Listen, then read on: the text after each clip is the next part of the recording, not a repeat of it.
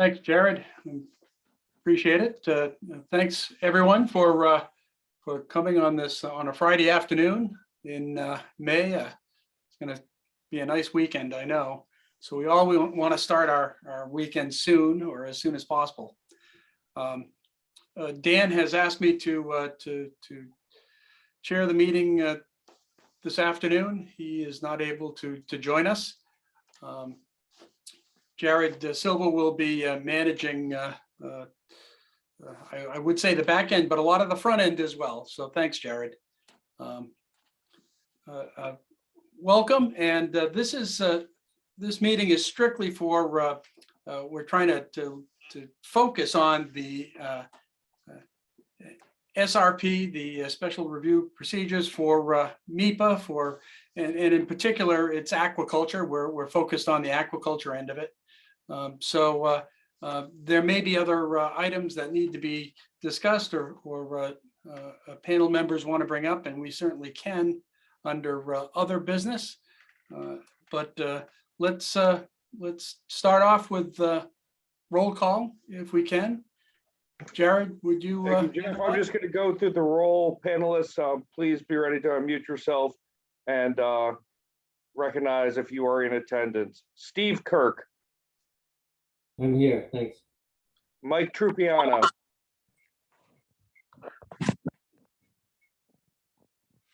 Mike Trupiano is absent. Alex Hay.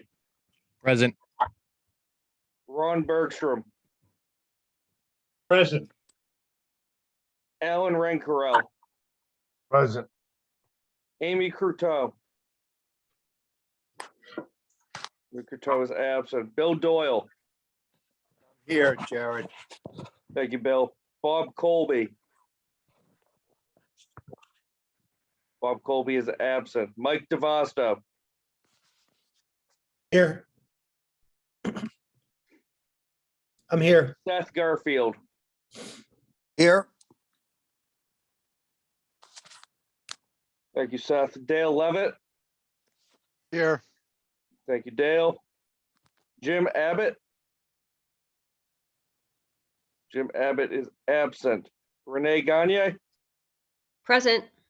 Hi, Renee. Josh Afternoon. Rietsma. Present. John LeBeau. Hi, Jared. This is Sean Bowen. Commissioner LeBeau said he likely would not be able to meet today, so I'll be representing the Department of Agricultural Resources. Thank you, Sean. Thank you. Martin Suberg. Hi, this is Lisa Rhodes representing Martin Suberg. Hi, Lisa. Good afternoon. Good afternoon. Michael Moore. Michael Moore is absent. Lisa Engler. Todd Callahan representing Lisa Engler from CZM. Hi, Todd. Jim Peters. Jim Peters is absent. Rebecca Roush. Rebecca Roush is absent. Mindy Daum.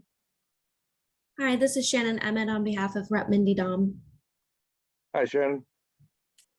Dan McKiernan. Oh, Dan's absent. Jeff stands proxy. Lisa Rhodes. I'm here. Todd Callahan. Yes. All right, Jeff, that is the roll. We can proceed to the agenda. Thank you. Thank you, Jared. First up, or second up, is a review of the agenda, today's agenda. Are there any comments or discussion, or would anyone like to propose an amendment to today's agenda?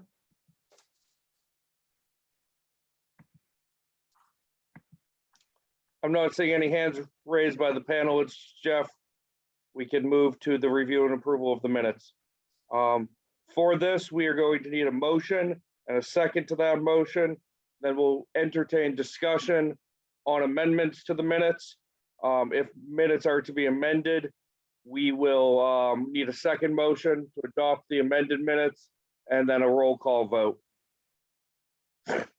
So is there a motion to adopt the minutes? Todd Callahan. Thank you, Todd. Is there a second? I'll second it. Seth Garfield. Thank you, Seth. Are there any amendments to the minutes? I'm not seeing any hands raised for amendments. We'll proceed to a roll call vote.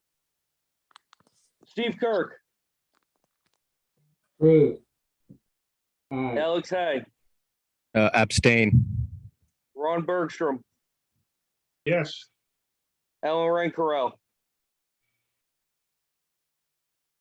Yes. Bill Doyle, Yes. Mike DeVosto, Yes. Seth Garfield, Yes. Dale Levitt,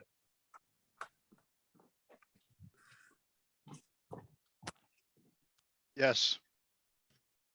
Renee Gagne, Abstain. Josh Rietsma, Yes. John Bowen, Yes. Todd Callahan, Yes. Lisa Rhodes, Yes. Representative Dom, Abstain. and I'm missing one. The proxy for Martin Suberg. Yes, that's me, Lisa Rhodes. Yes. Oh, thank you. Thank you, Lisa. Okay, Jeff, minutes approved unanimously. Like it. Fast work. So we're going to move right into our special review procedure PowerPoint.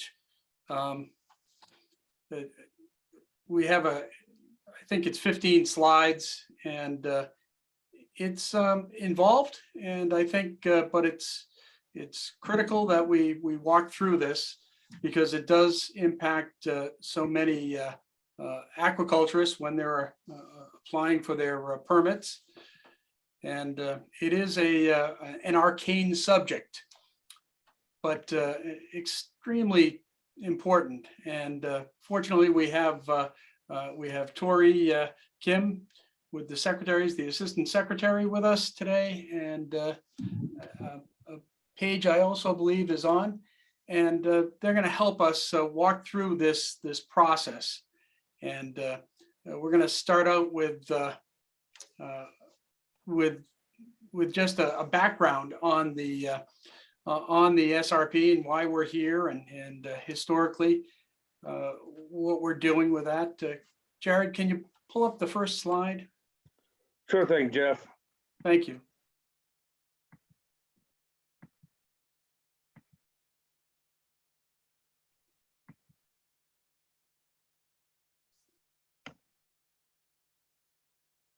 So we're going to go over a background on it, and then we'll dive right into into Meepa as well, and then talk about next steps and timetable. And if we'll have some questions and discussion, and then there's also an appendix. You can really see some of the detail and some of the important aspects of Meepa that need to be covered. A lot of this is not seen by the applicants, of course, but it is. There are a lot of steps, and there are some new steps that will need to be taken here. But the whole idea was to try to streamline the process, and that's really where we're going with the SRP. Slides 3 and 4. I think Chris Scalacci was instrumental in starting this process off with Catherine Ford back in 2018. Before that, Chris. And Chris is going to lead us for a couple of pages on that background. And then Chrissy Petipas will tell you, we'll explain where we're at right now. And then Tori can talk to you about where we're headed and what this pilot project is what we're envisioning it to be. So Chris, do you want to take over? Sure. Thanks, Jeff. Thanks to the Shellfish Advisory Panel for having me. It's a crowd I'm familiar with, and I'm happy to see you in your legislatively designated position. It's awesome to see that. So, I think I'm here because, as Jeff mentioned, myself, Catherine Ford, a number of folks in the room started to address this issue. I want to say as early as 2017, when Mass CCM started to look at updating the 2015 ocean management plan. And the first slide, I think we're all pretty familiar with it. As of 2020, we're just over 1,300 acres, all pretty much under, average size under 3 acres, vast majority using rack and bag gear, vast majority culturing oysters, hardshell clams. If you compare where Massachusetts is to, say, Connecticut, with 40 growers and 70,000 acres of licensed area, it's pretty small. And I think the municipal management structure has helped it grow consistent with the character of the communities that are hosting aquaculture licenses. But next slide. As we know, it's a fairly complicated permitting process, and justifiably so. These are some of the most culturally important, socially important, busiest areas in our Commonwealth. And under state law, they belong to every citizen of the Commonwealth. So there's a fairly detailed and thoughtful process that generally was designed for, beyond the the specific aspects in CMR 15 that DMF and 13057 that the municipalities in DMF follow to issue licenses and aquaculture permits. Many of the processes that a grower go through are the same as someone who wants to build a dock, who wants to build a highway, a culvert, anything that would impact wetlands, that could have an impact on upland communities, community resources, and common resources. But as I said, it's a pretty small kind of mom and pop owner operated or licensed operated industry. And many of the systems were designed for projects that bring on consultants, that provide formally engineered site plans, that have the resources and the potential for return on investment to cover those kind of robust permitting costs. What we were pursuing in Massachusetts was someone that was good at growing shellfish, good at being a good neighbor, and not necessarily a great environmental consultant. And so, we have small growers that are navigating federal, state, local permitting, and Chrissy will go through those specific ones, but all of them kind of touch on the aspects that we think about that are important. Navigation, wetlands, and important wetlands that provide provisioning services, that provide recreational uses, and that traditionally hosted commercial wild fisheries, but under mass law and DMF policy and regulation, areas that are less than productive for commercial areas and aren't in a recreational designation are used for aquaculture or propagation. And there's permitting associated with the structures, with the importation and introduction of shellfish that cover disease, navigation, as I said, wetlands, protected species. We have a lot of birds that are threatened and endangered in Massachusetts. They use these coastal areas, terrapin turtles. There's a lot to consider, and much of it's redundant, overlapping, and kind of routine for most of our small aquaculture projects. We understand the impacts associated with rack and bag. We understand the impacts associated with floating bags when they're not overlapping with particularly sensitive habitats or areas. And one of the challenges that we were seeing with the various permitting structures is that if I was putting out a floating bag array, and the question was, what's my impact to land containing shellfish? Well, it could be 4 square feet and just representing the anchors. You could also look at it, though, from other impacts, such as shading, such as kind of the watershed use, the navigation impacts. And when we look at the way that our state and federal permitting structure is aligned, it's based on thresholds generally. If you're over a half an acre of alterations, there are certain permitting steps that the state's put in place so that, the wide swath of users that might use those areas, that might need and have a right under state law to have a say in what those coastal areas look like, need to be notified. And what would end up happening is we'd have a community calculate those impacts as 4 square feet, and we'd have a community calculate those impacts as the entire lease area. And that means some projects that looked exactly the same would be subject to separate or a different permitting pathway. And you know, what we feared would happen is because this is becoming such a litigious environment, you know, the interpretation of how to calculate impacts would be left up to courts, when generally it'd be left up to agencies. And, you know, following the intent of what the law was supposed to achieve as far as wetlands protection or user group protection. And so, you know, to be able to provide clear guidance to growers that were investing 40 years in a business, lots of money, paying their mortgage with it, we had an obligation to really lay out what permits are required. And when it came down to it, it was determined that Meepa, the Mass Environmental Policy Act, aquaculture was subject to Meepa. And as I said, for good cause, because this is, as Paige and Tori will describe, it's a law that's intended to give multiple users across the Commonwealth and stakeholders across the Commonwealth and the agencies in the Commonwealth the opportunity to do due diligence on a project. Aquaculture was particularly challenging under Meepa because it's largely a municipally driven process.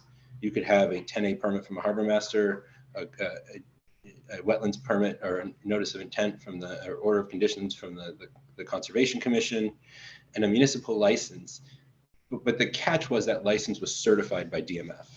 And that was determined to represent a state action. And state actions, just like building a highway, issuing funds, need to be subject to review, to environmental review. And that's where Meepa comes in. But as I said, the majority of small projects, which are the majority of aquaculture we see in the Commonwealth, they have predictable impacts, minimal impacts. And Meepa has provisions, as we'll see, to kind of, Jeff used the word streamline. I cringe when I hear streamline. I like to think of it as efficiency, because we want to protect the environment. But what we don't need to do is duplicate effort and cause permitting delays and tax an already taxed system. And that's what the special review procedure that we saw kind of provided us the opportunity to do our due diligence. We received a grant from the Atlantic States Marine Fisheries Commission to look hard at the impacts of these common gear types. And you know, ultimately, we submitted a request as DMF to the secretary, but at the time, you know, the effort was also co-op. It was occupying the same space as the Mass Shellfish Initiative and a number of other efforts, and it didn't really make it to the next steps. But as we've continued to move forward and we've kind of clarified some of the understanding on what projects are subject to Meepa, and we're seeing more of these 1 acre projects needing to go through a 27-page application, lengthy permitting times that generally, and I say generally because it's not every case, are duplicative to what the individual permitting processes that the state agencies and local commissions and DMF does. And so, you know, reflecting on that, you know, I'm happy to see that Meepa is picking this up and creating at least a pilot program where we can make sure that growers are adhering to the existing environmental laws. And I want to be really clear about this. This isn't a new requirement. This is a requirement that unfortunately was overlooked in certain circumstances and really not to the benefit of anybody when you think about the longevity of the industry and the sustainability of the industry. But as you'll see, there's a process to kind of reflect on what we know and make sure the projects that need to go through more rigorous review, go through rigorous review, and the projects that have predictable impacts, you know, can move through the system without an overly burdensome process. So I'll stop there and I'll turn it over to Chrissy, but I'll stick around for questions later. Okay, thanks, Chris. I have an unstable internet connection and I keep having the meeting freeze. So hopefully I can get through this one slide without freezing again. You know, Chris went through briefly much of what's on the slide, but basically what most of you know is we have home rule here and the municipalities have under Chapter 130, Section 57, the authority to issue aquaculture licenses. And these licenses allow planting and growing of shellfish seed particularly, They can apply protective devices such as predator nets. They harvest and take legal shellfish. These licenses actually come with exclusive rights to all shellfish on the site, whether they planted it or it's a wild set shellfish. They are allowed to plant culch for the purposes of catching shellfish seed as long as they are permitted to do so in their other permits. And they can grow shellfish utilizing gear such as rafts, racks, bags, floats. So DMF, as part of 57, certifies the municipally issued licenses. Well, what DMF looks for is to make sure that there aren't going to be any resource impacts. We want to make sure that they're not citing them in eelgrass. We will go and look to make sure that it's not already a productive shellfish site where we would be taking that productive footprint out of the public realm and giving it to one individual for exclusive use. And as Chris mentioned, that certification process is what triggers, along with other triggers, Meepa and Paige and Tori will go through that. So other permits that may be required, and I'm not going to get into the specifics of all of these, but in addition to the license issued by the town and DMF certification, you may need to file an NOI, a notice of intent, with the local Conservation Commission to get an order of conditions. That is inconsistent, as Chris said. Some towns may say, no, you don't have to go through the Conservation Commission. Conservation Commission considered aquaculture as comprehensively town-wide, and we think it's okay, so you don't have to get a separate order of conditions, whereas others will. And as Chris mentioned, you know, they may calculate impacts differently depending on whether they're looking at what directly impacts the bottom or counting the whole site. So Meepa review may be required if existing thresholds are hit, and that could be a half acre of wetland impacts. Is it in an ACEC and others? You could be required to get a take permit from Natural Heritage and Endangered Species Program. Mass DEP, Chapter 91 and water quality certification can be required. This is one that actually maybe make or break in terms of this SRP, and whether, not make or break the SRP, but determine whether you are eligible for the SRP, because as Paige and Tori will tell you, the SRP is going to apply just to projects where DMF certification only applies. And the 10A permits are supposed to be temporary. So if you have gear out there all year long and you don't remove it seasonally, you're not eligible for a 10A permit. And this is something that's not really understood locally. So that's something that we're going to have to tease out. And you may be required for an Army Corps permit. A lot of these smaller projects will qualify for self-verification notification notice. And most will, between, you know, most that are the average size may require a general permit. Larger ones over 10 acres, an individual permit. And then there's possibly federal consistency review by CZM office. So I think with that, I will hand it off to Tori and or Paige to start getting into the Meepa process and then the proposed SRP. Sure. And thank you, Chrissy and Chris, for setting the stage for our discussion today. I am Paige Zapiga. I'm the Assistant Director of the Meepa office, and I'm here today with Tori Kim, the Meepa Director. Much like Chris, I've been involved in this for a while, since the beginning, and I'm very happy to be before you all today to present this proposed approach. So I'm first going to give a quick overview of what Meepa is, when Meepa review is required, what that process currently looks like, and then how Meepa review for aquaculture will be modified by this proposed special review procedure, or SRP. We have lots to cover today, but I just ask that you hold all of your questions to the end. So first, Meepa, as they've indicated, is one of the environmental reviews that an aquaculture project may need to go through. Meepa stands for the Massachusetts Environmental Policy Act. And the act itself requires that state agencies study the impact of their actions, and that includes granting a permit, and that the agency take all feasible measures to avoid, minimize, or mitigate environmental impacts, before taking an action or issuing a permit. So Meepa is the process that provides the state agencies with the mechanism to achieve this goal. And the Meepa process requires study of environmental impacts, review of alternatives, and development of mitigation measures. And again, the Meepa review process must be completed before the state agency can issue their permits. So next slide, please. So determining whether a project requires Meepa review is really a two-part test.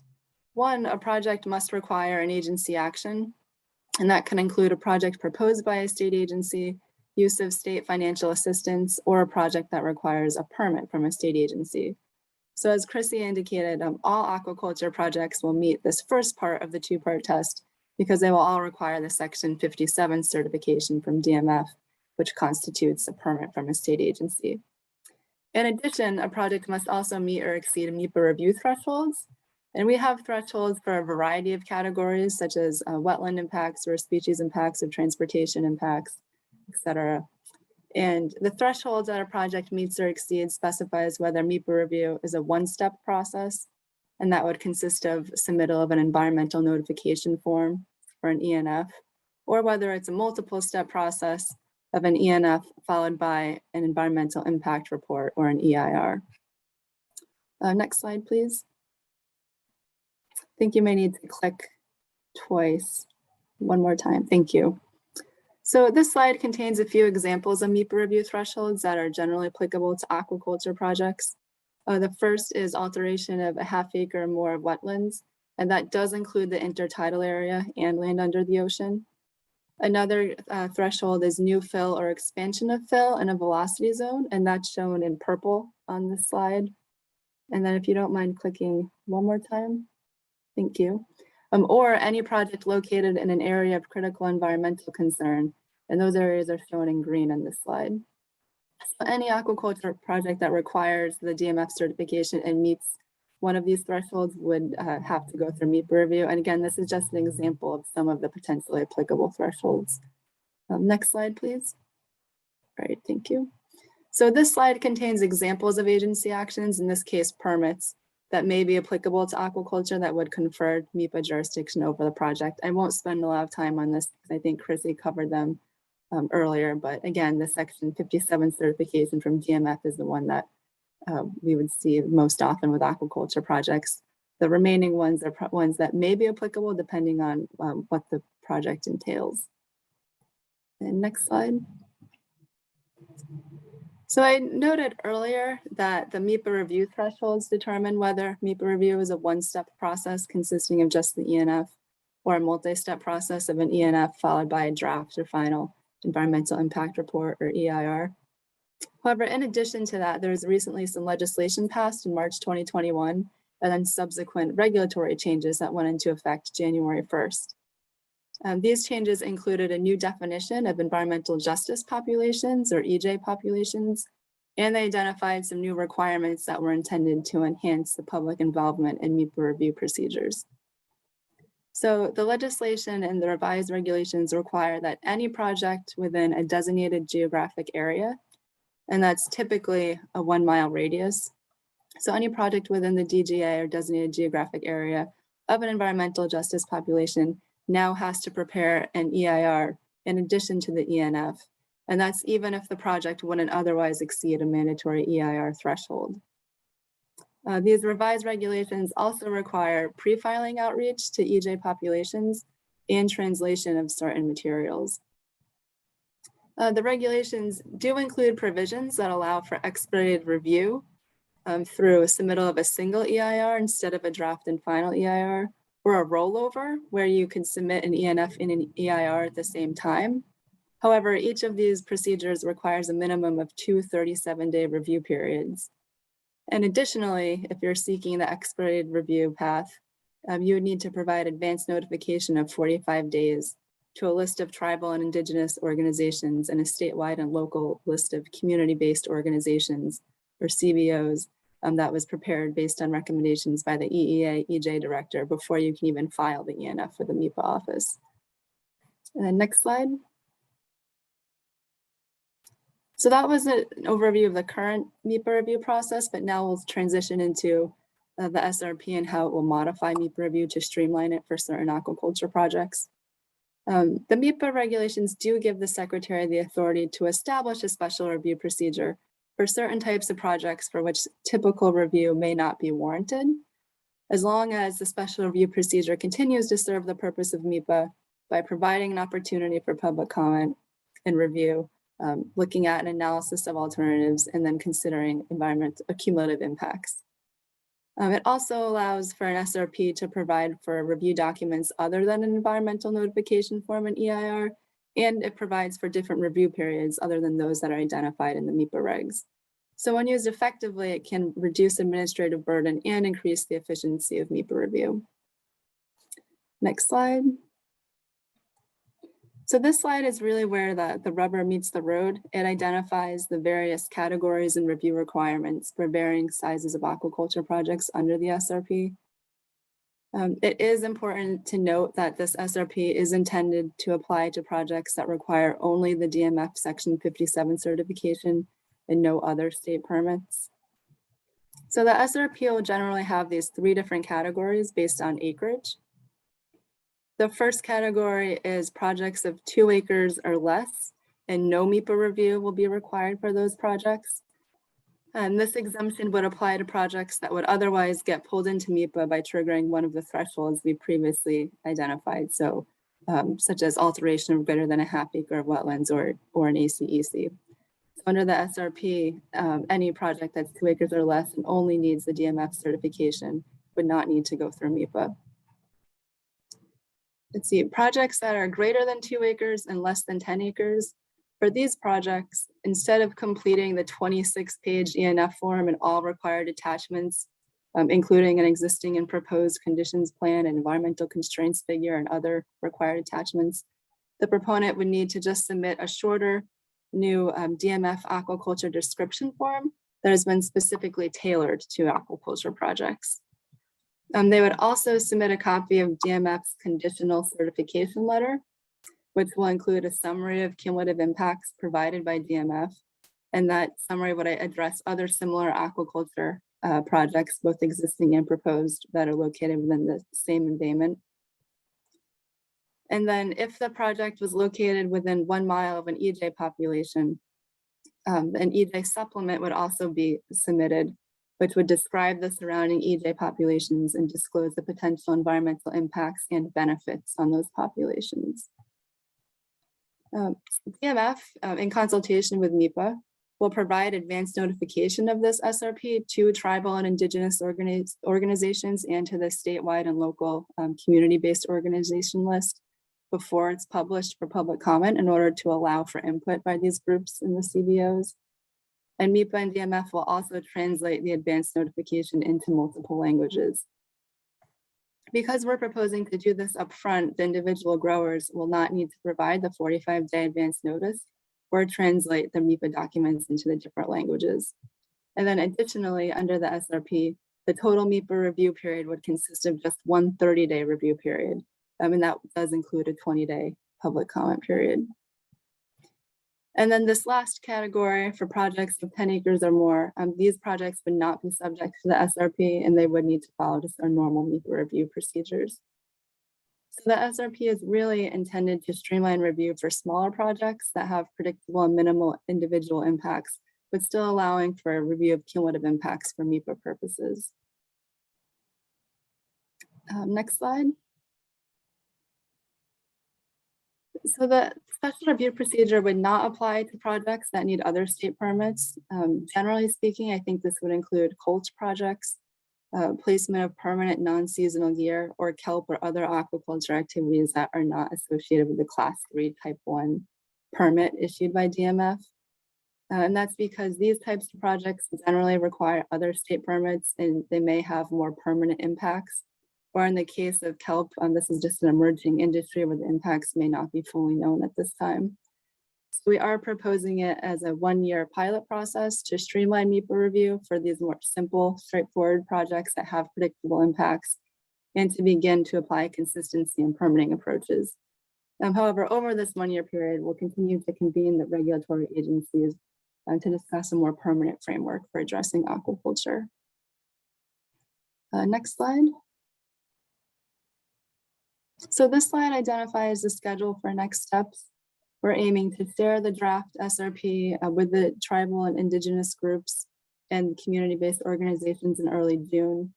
And then we'll be publishing the draft SRP for public comment in late June, while DMF provides the aquaculture description form to municipalities and begins educating them on the process.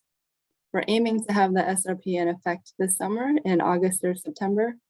And then I think next summer or early fall, we'll be looking to consider whether we should extend or modify the SRP after that 1-year pilot process is up. So that is all I have. I appreciate all of your time and attention to this. Tori, I don't know if there's anything you'd like to add or clarify at this time. Otherwise, I think we can just open it up for comments. Well, I don't think I have anything to add, Paige. I think you covered it. Okay, great. It's a lot there, and I know there's probably a lot of questions. Sometimes it's Paige did a great job, but there's a lot of detail in those slides that probably we need to kind of get into. The nice part about it, I didn't say this, is this meeting, there will be no determinations. There will be no, this panel is not going to be asked to make any recommendations or accept it. This is strictly informational only.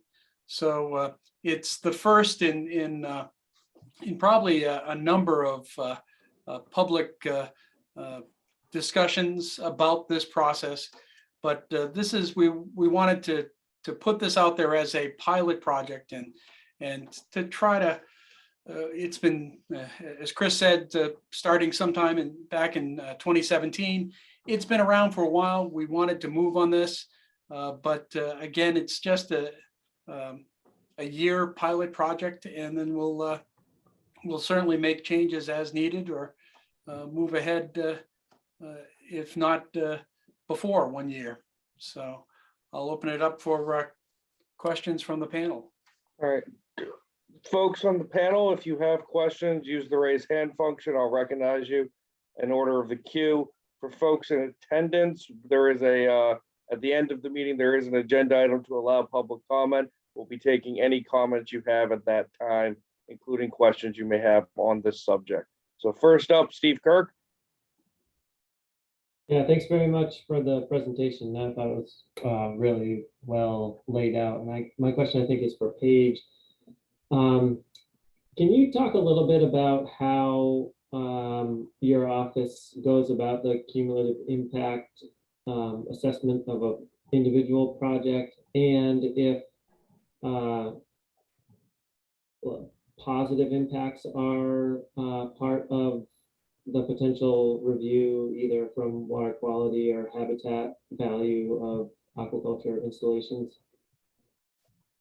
Sure. So I think for this project, or for this process, when we were talking about or discussing cumulative impacts, we were looking at the number of existing or proposed aquaculture projects within a same embayment in a similar time frame. We're not necessarily proposing to establish a magic number where over certain acreage is determined to be a bad thing. Rather, the Meepa regulations require analysis of cumulative impacts. So this is just one way of disclosing the cumulative impacts in that embayment and looking at what they are. And I think we're certainly open to a discussion of both the impacts and the benefits of these types of projects. We've seen them.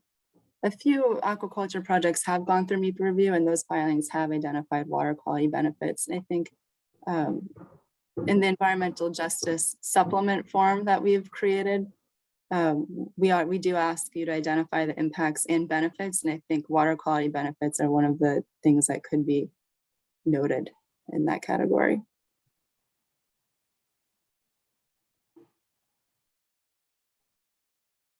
Does that answer your question? So we're not a permitting, the Meepa review process is not necessarily a permitting process. We're an environmental review and disclosure process. So we would be looking for disclosure of those impacts through our review process and benefits. Yes, that's helpful. Thank you. Dale? Paige and Tori, thank you very much for your presentation. I'm curious as to what you think the role of the Shellfish Advisory Panel will be in this. I know Jeff sort of started to address that a little bit with his concluding remarks after yours, but is there anything specifically that you see us doing as a advisory group to assist in this development? Maybe I can speak to that a bit. Thank you for your question. So I think twofold, one, the reason for this presentation very much is to bring this concept to the Shellfish Advisory Panel. So we would love in the initial step to get feedback from all of you who have deeper knowledge and industry knowledge in this area as to just the appropriateness of the SRP, any comments or feedback on any of the details here.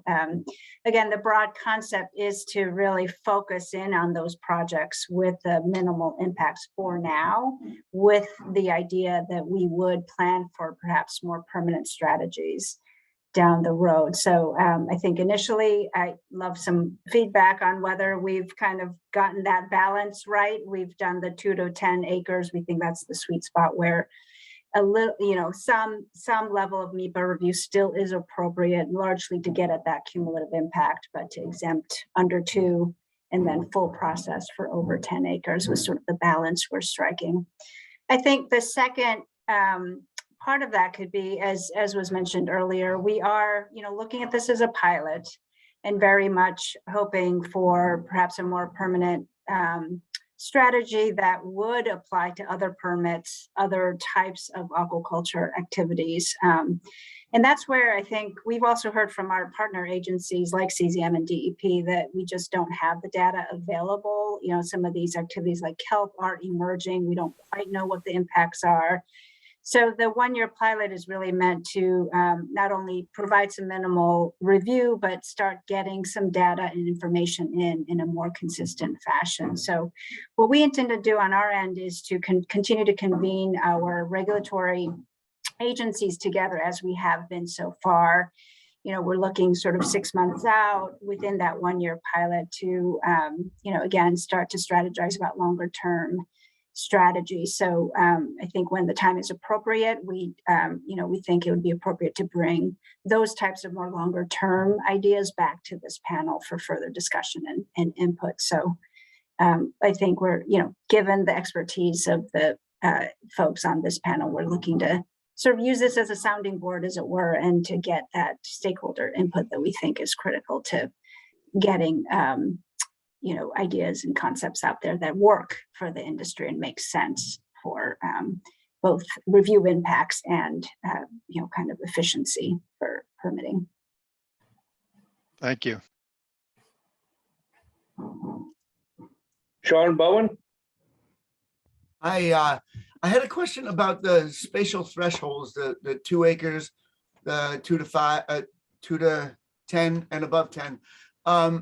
And perhaps I'm jumping the gun a little bit, but as far as someone who would expand their farm, so if they applied and worked 1.5 acres for a couple of years, and then they wanted to expand it to 5 acres, would that then trigger, or if they were 7 and they wanted to expand to 11, would that then trigger that, or is it just an application all at once? Is that, perhaps I'm jumping the gun on the questioning, but. No, it's a good question. And no, Paige, if you have thoughts, I think, this is very much the scenario we're getting at with this concept of cumulative impact. So because this is a scenario we've seen quite often, right, where there's a little and then you add to it a little bit by little bit. Sometimes there's sort of husband and wife, enterprises that are not next to each other. Each one is 1 acre, but sort of combined together. Now you're starting to get some bigger impacts there. So I think to answer the specific question, I think if it's 1 year and then sort of a couple of years later, you're expanding, each of those projects would presumably require an additional DMF certification. So we would treat them as an additional project that would have to go through that SRP process. But if you're asking if like 3 projects in a row then add up to 10, would you then be out of the SRP? I don't think so. I think each one, whatever is requiring that DMF certification, would still be entitled to go through the SRP if it's under the 10. But again, the very purpose of it is to look at exactly what you're getting at, sort of the cumulative impact through that cumulative impact summary that DMF will continue to prepare. I mean, there are also what we call segmentation issues. You know, if it's clear that someone is chopping up the project kind of intentionally, right, to get under the 10 acres, I think that's a separate question. In that instance, I think we might look at that further. And if it truly is one owner that has a 10-acre site and is just kind of splitting it up for purposes of fitting under the SRP, that would be a separate question. I think we, on a case-by-case basis, may treat that as one project if it gets over the 10. But for the most part, if it's just kind of an additional permitting that you needed because you just happen to want to expand, 2 years later, I think we would just treat that individually under the SRP. I hope that works. I hope that helps. Alex Hay? Thanks, Jared. Back again to you, Tori. You brought up about looking towards the long game here and like a permanent strategy. What do you see that actually involving? Yeah, I mean, it's hard to say now, obviously. So in the past, there was, for example, another version of this special review procedure that was contemplated when Chris was around and in Paige's day as well, where that was an expanded version of this SRP that would encompass all the relevant permits, so not just the DMF certification. So that's still one idea, that was explored at a time. So, and any permit that you may need as an aquaculture grower would entitle you to move through an SRP process. And I think the concept there was that we would in advance lay out a set of best management practices. So as long as you follow these practices, streamlined Meepa review, and then you would allow you to get all that material together during the Meepa process that would then allow you to streamline the subsequent permitting. So all forms of permitting. So that's certainly a concept that was explored, and I think we can continue to think through. There is also a potential regulatory approach. Meepa right now is engaged in a regulatory review process. We don't have a kind of a tight time frame or an exact endpoint for when those might be put into place, but that's certainly an opportunity now because we're actively looking at our regulations. So, a separate threshold, for example, just for aquaculture could be explored as well. But as I said, some of the constraints here are that, with practices like kelp, we just don't have very good information that actually would not even need a DMF certification. It may require other forms of agency action. So, I think there's a little reluctance to have a permanent sort of fix, as it were, for all aquaculture where we don't even know what the full universe of practices may be. So, so that's the nature of discussion that we intend to continue to have with our partner agencies. And certainly if there's interest of this group to have additional discussions along the way, we're happy to bring those topics back to this group. But we certainly, once we have more direction and further ideas for that longer term strategy, we certainly would love to use this group as a sounding board, as I said. And certainly if anybody now has thoughts or has previously sort of thought of what you think would be a great solution, I'd love to hear that now as well. Alex, you all set? Yes, thanks. Mike DeVasa? Hi. Just a question for you, Tori. I'm actually in the process, full disclosure, of going through the Meepa process. Yeah. And it's kind of gotten wrapped into a larger one application. I'm not quite sure exactly what's going on, to be honest with you. It's been about a year and I've been trying to get in touch with Meepa until it got sort of moved into one Mhm. project. I don't know if it's considered one project or not. It's been pretty confusing, to be honest. And I guess the question I have is, you know, if it's under, these are all in Wellfleet, relatively small aquaculture license extensions and some moving of grants inland. They were all separately certified by DMF. Are those under this Yeah. new SRP going to be considered individual projects under 2 acres? Where prior you wanted to Yeah. review them all as one project? Yeah, that's a good question. So I think I'm not sure exactly which projects you're referring to, but our hope very much is to use this SRP to address all of those pending projects that I know there's a bit of a backlog, and I do apologize for the delays in getting back to folks. And a lot of it was just our effort to try to sketch out a clear process that would apply across the board. So I think with the Wellfleet example, there was an effort. We were trying to work with DMF, given that things were in flux and we were getting multiple requests with these individual projects. You know, should we just kind of look at this at once? Can we consolidate these filings, in other words, and just have them filed once with Meepa? Was sort of the idea we were exploring with DMF. But once we established the SRP, we're perfectly happy to address each project separately, you know, in that 2 to 10 acre framework. So we wouldn't, I think this is similar to the prior question, we wouldn't necessarily require projects to be consolidated together for SRP purposes. So each whatever the project is that's seeking the DMF certification can come in and then would follow the SRP. And then the cumulative impacts piece, as I said, would be addressed in the way that was described. You know, there'd be a summary that DMF would help put together, and that would provide that disclosure of cumulative impacts. So you wouldn't need to, you wouldn't have to go through that exercise of trying to consolidate with other projects. Okay, and then I just had a comment also about something that maybe want to be thought of. Is there's, you know, generally not that often changes in gear and technology in aquaculture, but it may want to be considered to just have some language in there for accepted practices of aquaculture, just in case there's new developments, new gear types that may have a different impact. So I don't know what that would be in the future, but you know, right now there's basically, you know, a few gear sets that people use, and there has been some, you know, long line systems that didn't really work out in Massachusetts because of the height requirements generally, I think, but you don't know what's coming in the future. So it may be helpful to have some language in there about accepted practices. Yeah, that's a great point. Just a little bit of a wiggle room in case there's sort of unanticipated impacts that we're not seeing right now. It's a good point. Mike, you all set?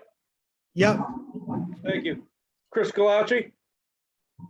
Yeah, thanks. And again, thank you, Meepa, for taking this up in this, you know, narrower form, but it's the step in the right direction.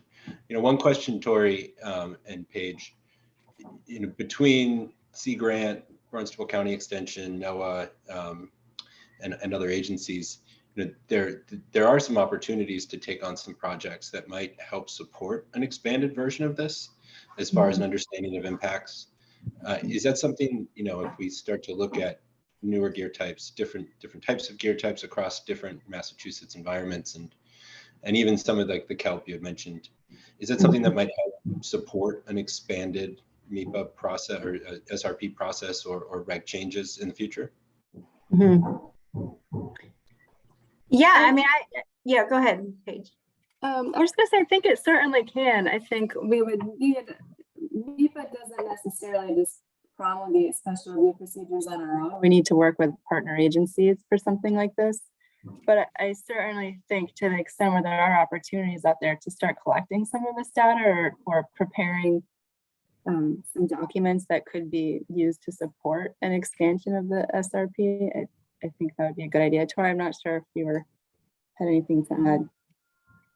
Yeah, I mean, that's exactly the point I was going to make as well, Chris. So you know, we do, and we have some of our partner agencies here. So if CZM or others wants to pipe in, but you know, we're certainly open to that. We have heard loud and clear that this is an industry that you know, is subject to a lot of forms of permitting, and there is a very strong desire to make the process clear and consistent and efficient. So we are very much open to that. I think the constraint, as Paige was alluding to, right, is that the earlier form of this SRP was the mandate was broader and it was a more ambitious effort. But the point of it would be to create substantively these best management practices and develop those through the review process. So that's an area, obviously, you know, we're not the expert agencies on water quality impacts or rare species. So we need our agencies to weigh in and sort of say, okay, if you follow these best practices, then yes, there's less need for a lengthy permit process. So as long as we have that partnership and engagement from the multiple agencies who need to be engaged, I mean, we're certainly open and willing to be a partner in that type of effort. I mean, so the reason for this more downscaled effort is, again, we're looking at the smaller projects with predictable impacts where we already know, based on experience to date, that these are ones, you know, absent the unanticipated, you're right, sort of, there could be some strange gear types that we haven't anticipated that we're fairly confident, you know, do not require that added level of review. But to expand that kind of category to other permits and other practices, we definitely need that partnership from the expert agencies. But as I said, we are open to that, Chris. Great, and received. So thank you. Mm-hmm. Josh Reitsma? Yeah, I just wanted to mention that there are some best management practices in place for shellfish aquaculture in Mass. They probably do need some updates. But my question is, it sounded like DMF was able to help sort of put in cumulative impacts. I'm just curious how in-depth impacts a prospective grower needs to sort of put down, because it's a challenge I could see. Mm-hmm. Yeah, and I don't know if Christy wants to chime in, but the expectation on the grower would largely be to fill out this new form that DMF has helpfully developed at the aquaculture description form. So the cumulative impacts piece will be taken on by DMF. I think they're working on a standard format for providing that information. So the grower's responsibility is really just to look at their own project and to disclose. And it's basically gear types, you know, is this intended to be seasonal or full season? Some of those basic information that you would want to know from an impacts perspective. But certainly once we get the documents all completed, you know, they'll all go out for public comment and be available for review. And you know, we can certainly make those available to this group specifically as well for detailed feedback. Thank you. You all set, Josh? Yep. Dale Levitt? This is probably directed more at DMF than at Meepa, but it sounds like this form that DMF is supposed to be developing, is that a move towards a common application that then will be distributed amongst all of the different regulatory agencies that might be overseeing aquaculture development? And if that's the case, is the Shellfish Advisory Panel going to get an opportunity to sort of help out with that? Okay, I can answer that. So no, in terms of all the other agencies. The other agencies have their own application material. So this shellfish, this aquaculture description form would be a supplement to municipal application process. So we're going to ask the towns to have applicants fill out this aquaculture description form as a supplement to whatever application process they already have, or they can utilize our form in lieu of whatever application they may already have. But this form would not replace applications for any other agencies other than this SRP process with Meepa. But wouldn't it be a good thing to try to move forward with that as a common application tool and not have every single regulatory agency have their own process for applying? And this is exactly what Chris and Tori and Paige were describing when they were initially pursuing a more ambitious approach to this. That's exactly what, the idea they had in mind, but because, this is sort of a smaller step that way. And, at the end of this pilot period, maybe there can be more momentum to move toward that direction as the other agencies get together. But that was initially the idea when Chris and Catherine and the agencies got together, several years ago. But right now, that's not where we are at. Well, it's a very honorable idea, and I would encourage more progress forward on that, because it really is a morass of applications that one has to go through. Well, we're hopeful that at least the 26 ENF form, page ENF form and attachments, being able to replace that is hopefully at least a good step forward for this first round. All right, Jeff, I'm seeing no further questions. Do you want to go back to the agenda? Yes, I think, there's no questions from the rest of the panel or the attendees. So yes, let's jump back into the agenda.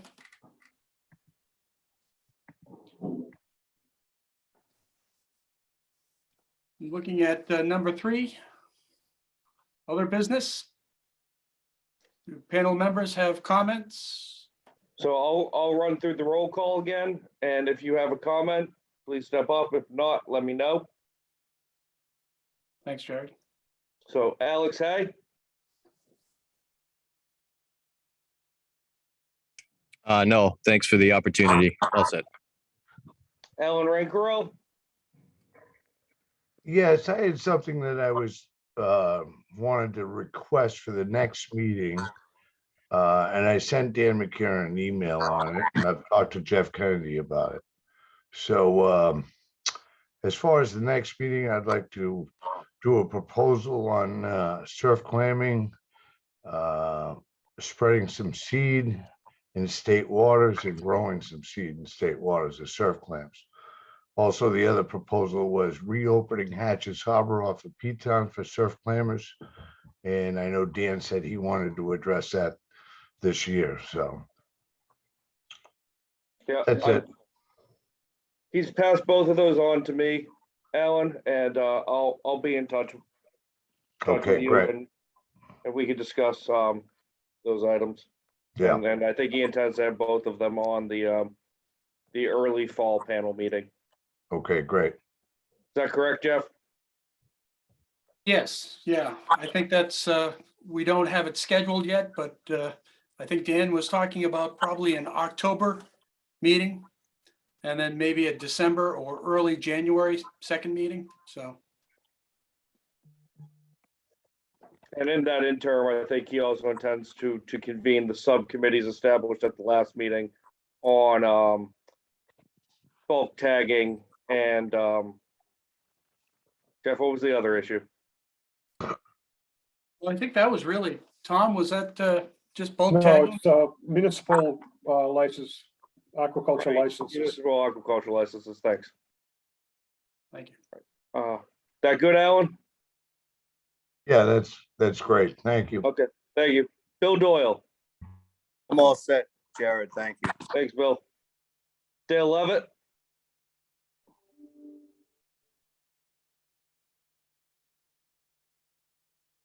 Oops, I guess I hit the wrong button.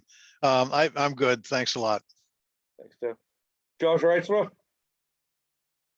Nothing for me. Thanks, Josh. Lisa Rhodes. Hey, just thanks to Meepa for putting forth a good effort for helping to streamline some of the aquaculture review. And thanks for coming in. Michael Moore. No comments. Thank you. Renee Gagne. Thank you, Jared. I actually received a call this morning from Paul Bagnell, and he asked if the SAP could weigh in on a future agenda and meeting on the potential for Holtec International releasing radioactive water into Cape Cod Bay. So if we could put that on, I can get back to him. I'll pass it along to Dan.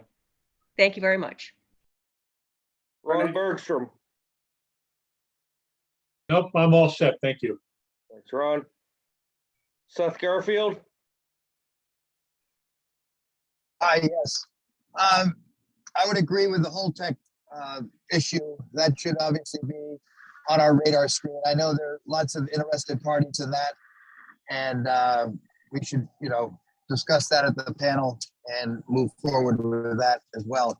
I also want to see if some type of discussion, I'm on my phone, so hopefully you can hear me, discussion can be had on the icing rules and regulations for Massachusetts, and if other members of Mass Aquaculture, Dale or Alex, want to pipe in here, just to make it more user friendly. Obviously, the cost of ice is going way up.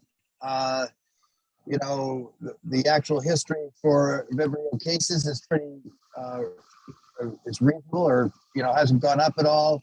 Icing is working, but excessive icing just ends up being very costly and time consuming for everybody. Just if we could have that discussion, and I know that that's not something that we decide on, but certainly we could push up towards the next meeting of ISSC, et cetera. And then finally, just, the whole, I think there's some small just details on, the logbooks and getting logbooks to people, and the timing of all of that in regards to the Vibrio season that's just starting. In fact, I'm going across to get my booklet right now. But if that could be further discussed or looked at, and maybe some changes made. Thank you. Thanks, Seth. I believe that was icing was brought up a couple of times in a couple of meetings, and we're certainly we agree that there's plenty of movement that could happen there. So I think that's a good discussion point for our next for our fall meeting. As aquaculturists know, there's two different standards for icing in the Vibrio control plan, one for dealers and one for harvesters. And the one for harvesters is a very prescriptive, 2 inches on the bottom and the sides, 2 inches between bags, 3 inches on the top. Whereas with dealers, they're utilizing a reefer truck, and so the only requirement is 3 inches of ice on top. So we're certainly willing to have that conversation, and this panel would be a great place to have that with public health involved here as well. I think that's a good next step. Is in the fall we can bring that up. Also, I know that the logbooks were brought up as a discussion point, so we can also talk about that at the time. Thanks, Seth.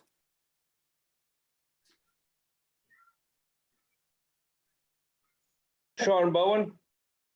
I'm all set, thanks. Shannon Emmett. I'm all set, thank you. Steve Kirk. Nothing for me, I'm good, thank you. Todd Callaghan. No comment at this time, thanks. All right, Jeff, that's the panel members today, so we can move to public comment. Members of the public, if you have anything you'd like to raise to the Shellfish Advisory Panel, please use the raise hand function. That will create a queue, and I will authorize speaking.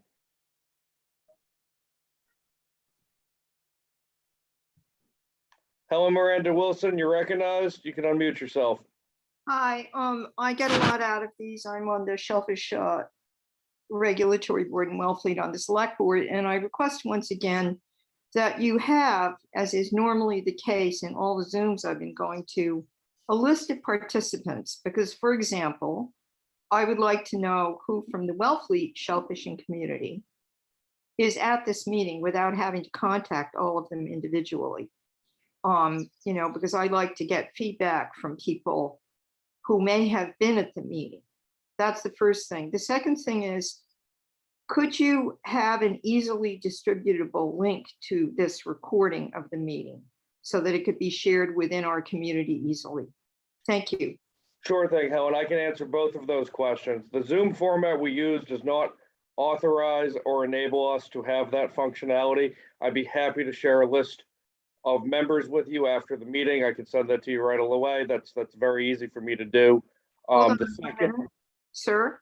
yes, Jared, I Yes. think that the most efficient thing for everybody would be to have that list included in your minutes. You see what I mean? In other well, the words, minutes aren't published until the next meeting. I can Of course. distribute they do include the members of the public in that. they do. And I can also provide the list after the meeting. That's very easy for me to do if anyone wants it. Thank you. How about that link?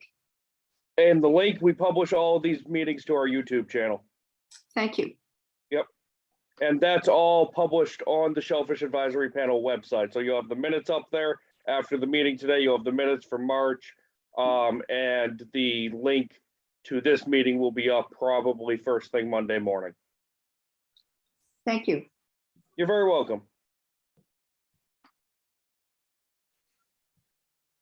Jeff, I'm not seeing any further comments from the public today, so we can move to adjourn. Is there a motion from a panel member to adjourn? So moved. Second? Second. Thank you, Todd. The meeting is adjourned. Thank you, everyone. Thank you, Tori and Thanks, Paige. everybody. Much appreciated. Thank you. Thank you. Take care. Yes. Thank you.